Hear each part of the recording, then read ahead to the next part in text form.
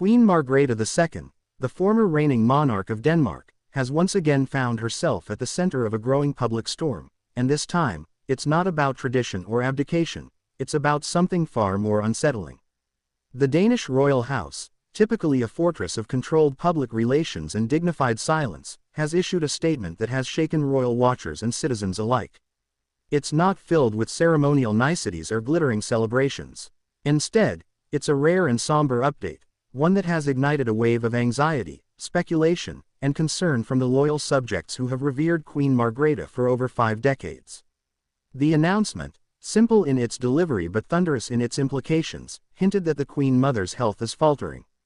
While the exact details were not laid bare in the usual fanfare of royal announcements, the tone was unmistakable. This was not a casual update about a sprained wrist or a brief retreat to her palace residence for rest. No, this was something different. This was a coded but clear message that the once unshakable pillar of Danish monarchy might be entering a more fragile phase of her life. And the Danish people, long accustomed to her regal strength, are struggling to accept this new reality. Margrethe II, the monarch who famously refused to step aside until she felt it was the right moment, stunned the world earlier this year by abdicating in favor of her son, Frederik X. Many thought this was simply a graceful passing of the torch, an elegant move in a long tradition of generational transition. But insiders now whisper that this abdication may have been prompted not just by age, but by an increasing awareness of her declining health. Suddenly, her decision to step down no longer appears as ceremonial but rather as profoundly personal, and potentially urgent. Her recent absence from key royal functions, though initially chalked up to the natural retreat of a monarch entering retirement, has now become more pronounced. Eagle-eyed royal watchers noted that Queen Margrethe was not seen at several high-profile events where her presence would have once been expected. These include public appearances where her charisma and sharp wit once lit up the room. Her voice, her iconic laugh, her signature bold fashion, all have been notably missing. This vacuum has only deepened the public's unease. Palace aides have tried to strike a balance between transparency and discretion, releasing minimal statements that acknowledge she is resting, or taking time for herself.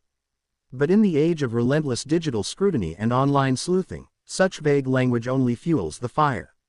The Danish public, deeply respectful of their queen but hungry for truth, has started to ask tough questions.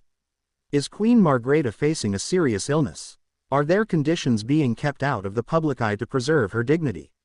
What exactly is the royal family protecting, and at what cost? There is also the emotional angle.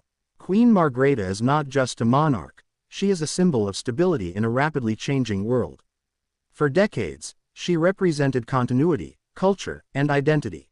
Her deep involvement in the arts, her impassioned speeches, her love for Danish history and tradition, these made her more than a figurehead. They made her a cultural cornerstone. Seeing her step back, especially under uncertain circumstances, is not just about losing a leader. For many Danes, it feels like losing a piece of their national soul. The monarchy, of course, has long been adept at managing transitions.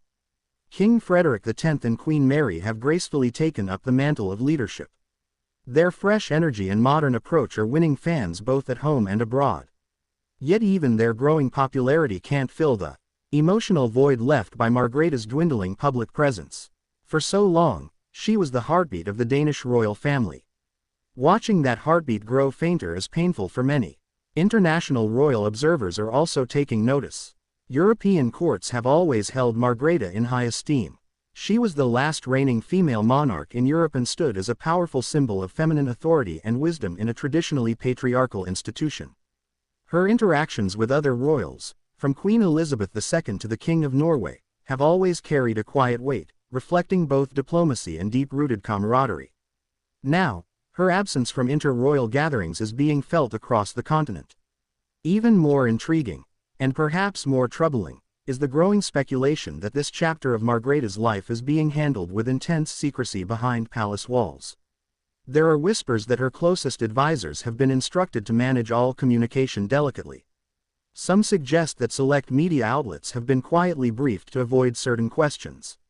Others believe there is internal tension within the royal family about how much to reveal and when.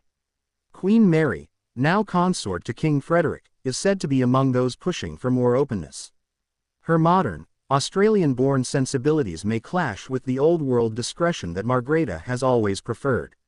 The Queen Consort reportedly believes that transparency builds trust with the public, a belief shaped by her own experience navigating intense media attention since her marriage into the royal family. Whether that push for openness will be successful remains to be seen. Meanwhile, King Frederik is walking a tightrope. On one hand, he must respect his mother's wishes, especially if she prefers privacy. On the other, he must manage a monarchy that relies heavily on public perception and emotional connection. How he chooses to communicate with his people during this sensitive time could define his early reign, and potentially reshape the monarchy's relationship with its citizens for decades to come. Among the Danish public, the reaction has been a complex mix of reverence, worry, and helplessness. Social media has exploded with messages of support. Hashtags like #Pray for Margrethe and #Queen of Our Hearts have begun trending among Danish and European users alike. Candlelight vigils have been quietly held in Copenhagen. Letters and drawings from school children have poured into the palace gates. These gestures, though small, represent a profound emotional bond, one not easily replaced. For older Danes who remember Queen Margrethe's ascension to the throne in 1972, the pain cuts even deeper. They have seen her grow from a young woman into a stateswoman, guiding Denmark through social changes, political debates, and even royal scandals. Her resilience, especially following the death of her husband, Prince Henrik, cemented her as a figure of immense strength. That this very figure might now be quietly suffering behind palace walls is almost too much to bear. Medical experts, while not privy to the Queen's private health details, have weighed in cautiously. They note that it's not uncommon for elderly figures in the public eye to reduce their engagements due to cognitive or physical decline, often progressing rapidly. Without concrete updates, the absence of the Queen at royal engagements could indeed suggest a more serious condition than the palace is willing to admit. Despite the concern, some royal insiders insist there is still cause for hope. They say Queen Margrethe remains mentally sharp and continues to advise her son in matters of state. According to these sources, she still receives visitors, reads daily briefings, and occasionally joins in private family dinners. These reports offer a glimmer of reassurance, yet they also raise another question. If she is truly well, why not show her, even briefly, to the public that loves her? In Denmark, where the monarchy is woven tightly into the cultural and emotional fabric of the nation, the idea of losing Queen Margrethe, even symbolically, is hard to imagine. She has outlasted multiple prime ministers, weathered shifting political tides, and earned admiration for her fierce intelligence, artistic talents, and quiet courage. If this is indeed the twilight of her public life, it deserves not only acknowledgement but celebration. Yet that celebration feels distant, deferred by the fog of uncertainty. As the days go by without a new image, a fresh statement, or even a whisper of her voice, the public unease grows. Is this a quiet farewell already in progress? Or is the palace simply protecting their beloved queen from unnecessary scrutiny during a delicate time?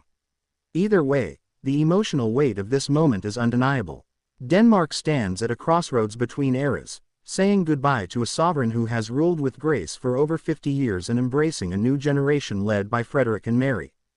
And while transitions are part of royal life, this one feels unusually fragile, unusually human. Queen Margrethe may have stepped down from the throne, but she has not stepped out of the hearts of her people. Whatever the truth may be about her current condition, the love and loyalty she inspired remain steadfast. The palace may be silent, but the people are not. Their concern, their mourning, and their hope echo across Denmark and beyond. As the silence from the Danish Royal House stretches on, the weight of unspoken truth seems to grow heavier with each passing day. Every blank spot in the royal calendar, every event where Queen Margrethe's presence is felt only in memory, fuels the public's imagination and concern. People gather at Amalienborg Palace, not to protest, but to gaze silently, hoping to catch a glimpse of the Queen Mother at a window, on a balcony, or being driven quietly into the palace courtyard. But those glimpses never come.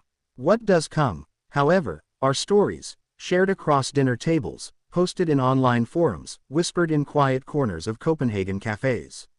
Stories of Queen Margrethe's resilience, of the time she braved political criticism to speak candidly in her New Year's speech, or the times she laughed with school children on royal tours, fully immersed in the Danish people's lives.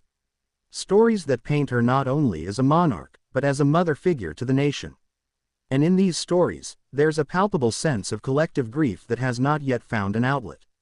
Behind palace walls, sources close to the royal family describe an atmosphere that is both reverent and tense. Queen Mary has reportedly increased her workload dramatically, stepping into roles Margrethe once handled with elegance and poise. State dinners, foreign visits, cultural ceremonies, Mary has embraced it all. She does it with warmth and dignity, but even her admirers admit there's a lingering shadow. The transition was meant to feel joyful, a generational renewal. But without Margrethe's reassuring presence, it feels incomplete, as if a key figure is missing from the painting of modern Denmark. Some courtiers have spoken off the record, suggesting that Margrethe's health may be tied to complications following her back surgery in early 2023, a procedure that, at the time, seemed routine. After her recovery, she appeared in public with renewed vigor. But now, they admit, that brief return may have masked deeper, long-term consequences. Chronic pain, reduced mobility, or even neurological decline are all possible, though no confirmation has been made. If true, these conditions would require careful management and considerable privacy, something Queen Margrethe, ever protective of her public image, would likely insist upon. And then there's the emotional aspect. Few can forget how profoundly the death of Prince Henrik in 2018 affected her. The loss of her beloved husband was not just a personal tragedy, it was the beginning of a visible emotional and physical shift. Though she continued her duties with steely determination, there were moments when the pain seemed to flicker behind her eyes. As anyone who has suffered great loss knows, the heart sometimes takes years to fully heal, and sometimes it never does. For Queen Margrethe, who has carried the weight of a crown, a country, and a family for over 5 decades, the combination of grief, aging, and physical ailments may have led to a very human conclusion. It was time to let go. The abdication, then, might not have been a formal duty passed down but a deeply personal act of surrender to the inevitable, an acknowledgement that even queens are mortal. This is perhaps what makes the current moment so poignant. The Danish people are not just facing the physical absence of their former monarch. They are confronting the fragility of a woman they long considered untouchable. And that confrontation is stirring deeper questions. How do you say goodbye to someone who has been a constant presence in your national story? What does a country lose when it loses not just a queen, but the soul of its monarchy? Meanwhile, the monarchy itself faces a delicate balancing act. On one hand, the institution must project strength and continuity. King Frederik X must prove that he is capable, decisive, and ready to lead Denmark into a new era. On the other, the emotional legacy of Queen Margrethe cannot be ignored or rushed away. To do so would alienate the very public whose loyalty sustains the monarchy's relevance in a democratic age. In some ways, this moment mirrors similar transitions in European royal history. The recent passing of Queen Elizabeth II in the United Kingdom revealed how monarchs, even in their twilight years, hold symbolic power far beyond the ceremonial. Like Elizabeth, Margrethe has been a cultural anchor, a walking repository of collective memory. And just like the British public, the Danes now find themselves in mourning, even if that mourning remains unofficial. Interestingly, the international press has also begun to shift its tone. Where once they hailed Denmark's smooth transition to a younger monarch, they now issue cautious updates on Margrethe's rare appearances and concerning absence.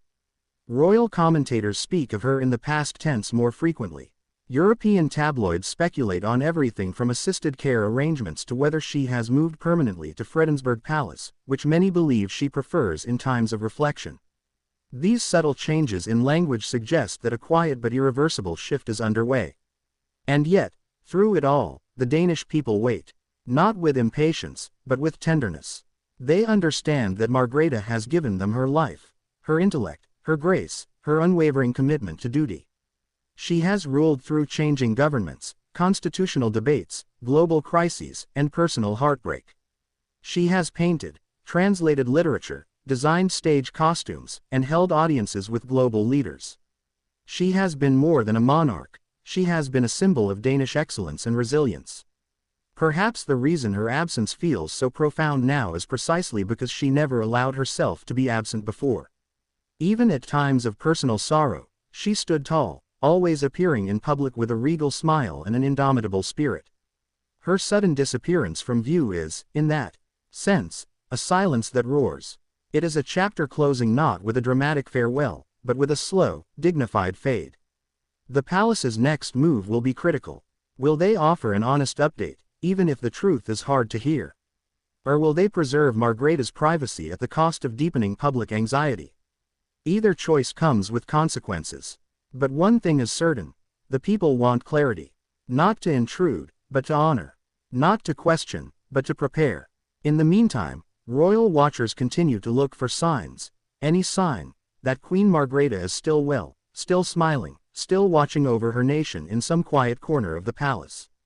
And perhaps she is. Perhaps, in her own way, she is quietly transitioning from monarch to memory, from sovereign to legend. But legends are not easily forgotten. And if this is the final chapter of Queen Margrethe's public life, then Denmark owes her more than just reverence. It owes her a tribute, a recognition of a life lived with brilliance, courage, and unshakable love for her people. And so, dear viewers, what do you think the future holds for Queen Margrethe? Should the royal family finally lift the veil and allow the people to say a proper farewell, or is it enough to simply remember her in the fullness of her reign?